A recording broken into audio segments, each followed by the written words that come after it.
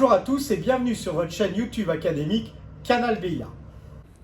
Nous abordons donc le domaine 2 du programme de l'examen du BIA intitulé Aérodynamique, aérostatique et principes du vol, et plus particulièrement le paragraphe 2.1, la sustentation et l'aile.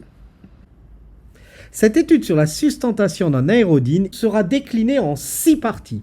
Chaque partie correspondra à une émission que vous pourrez visionner à votre rythme, mais essayez de les voir dans l'ordre au moins la première fois.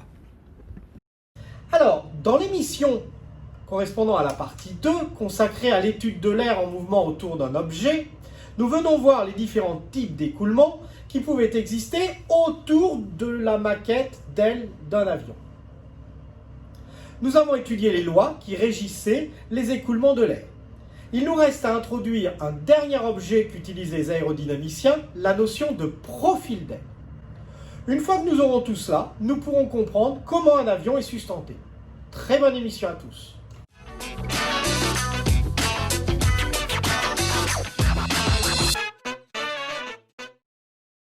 Nous allons définir les caractéristiques d'un profil d'aile.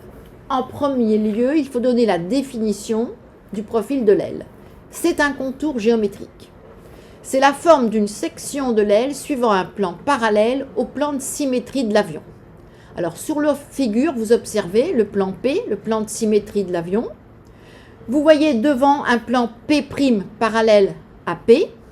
Si vous faites une section de l'aile suivant ce plan P', eh bien la section obtenue s'appelle le profil de l'aile. À droite, sur l'image de droite, vous observez une nervure d'aile. C'est la nervure d'une aile rectangulaire de TP10. Comme vous pouvez le constater, la nervure et le profil ont la même forme. Attention cependant à ne pas confondre la nervure, qui est un élément de structure de l'aile, avec le profil, qui est un objet conceptuel que l'on va utiliser dans les cours d'aérodynamique. Il est important de noter que la forme du profil d'une aile influe grandement sur les caractéristiques aérodynamiques et sur les performances d'un avion. Sur une aile qui n'est pas rectangulaire, on comprend que la forme du profil peut dépendre de la distance entre la section choisie et le plan de symétrie de l'avion. Si vous prenez le plan numéro 8, vous voyez bien que la section obtenue, c'est-à-dire le profil, sera différente de la section obtenue par le plan numéro 18. Alors vous avez ici un tronçon d'aile de TB10 situé à son extrémité côté saumon.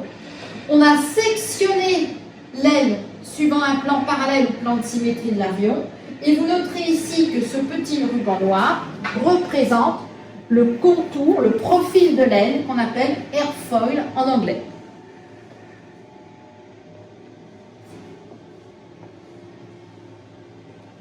Alors on peut parler de profil pour des objets autres que l'aile. Voici ici un empennage. Et vous pouvez, c'est pareil, on a scié l'empennage suivant un plan parallèle au plan de symétrie de l'avion. Et vous apercevez ici, par ce petit ruban noir, le profil de l'empennage. Alors on peut parler aussi de profil pour une pale d'hélicoptère. Pareil. Une section de la pale d'hélicoptère vous donne ici la forme de ce profil. Pareil avec une pale d'hélice. La section d'une pale d'hélice nous donne un contour qu'on appelle le profil de la pale. Alors on remarque que les profils peuvent avoir différentes formes. Si on considère le profil de l'aile de TB10, on remarque que sur l'extrado, le profil est bien plus bombé qu'à l'intrado. Si maintenant on considère le profil de cet empennage, on remarque que le profil à l'extrado est bombé un peu de la même manière que le profil à l'intrado. Si on considère le profil de cette pale d'hélicoptère, on remarque qu'il est autant bombé à l'extrado qu'à l'intrado. Si maintenant on choisit le profil de cette pale d'hélice, on remarque qu'à l'intrado, le profil est plat, tandis qu'à l'extrado, le profil est courbé. Comme pour une aile, on définit pour un profil l'extrado, l'intrado, le bord d'attaque et le bord de fuite. Alors, quelques termes à connaître pour caractériser un profil. La corde d'un profil est un segment de droite qui joint le bord d'attaque au bord de fuite. Ici, en pointillé rouge sur le dessin. L'épaisseur maximale de l'aile est la distance maximale entre l'extrado et l'intrado. C'est la grande flèche noire sur le dessin. La ligne de cambrure moyenne est le lieu des points équidistants de l'extrado et de l'intrado.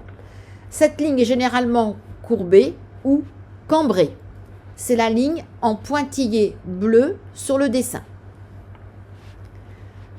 La cambrure est la distance entre la corde et la ligne moyenne du profil.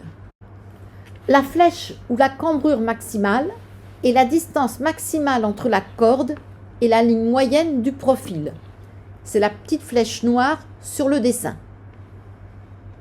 L'angle d'incidence, noté I en français et alpha en anglais, angle d'attaque, correspond à l'angle entre la corde de profil de l'aile et la direction du vent relatif ou la trajectoire de l'aéronef. Cet angle peut varier au cours du vol. Quelques mots de vocabulaire en anglais à connaître pour le profil, airfoil, bord d'attaque, leading edge, bord de fuite, trailing edge, extrado, upper wing surface, intrado, lower wing surface, ligne de corde, chord line, ligne de cambrure moyenne, mean camber line, cambrure, camber, épaisseur, thickness. Vent relatif, relative airflow, angle d'incidence, angle of attack. Pour terminer cette partie sur les profils, voici quelques exemples de profils courants. Le profil biconvexe symétrique que l'on retrouve sur les empennages. Sur la photo en haut à gauche, c'est un empennage de TB10 et en dessous un profil de pale d'hélicoptère. Ensuite, le profil biconvexe dissymétrique que l'on retrouve sur une aile de TB10. Et puis après un profil plan convexe. Alors cette fois-ci, c'est la face inférieure qui est plane, la partie supérieure est bombée et on le retrouve sur un profil de pale d'hélicoptère. Enfin, le profil concave convexe, ce sont des profils minces qu'on retrouve sur les avions de transport. Nous venons de terminer cette troisième partie consacrée à l'étude du profil d'une aile. Nous avons maintenant tous les éléments en main pour comprendre le principe de sustentation d'un avion que je vous invite à visionner dans une quatrième partie.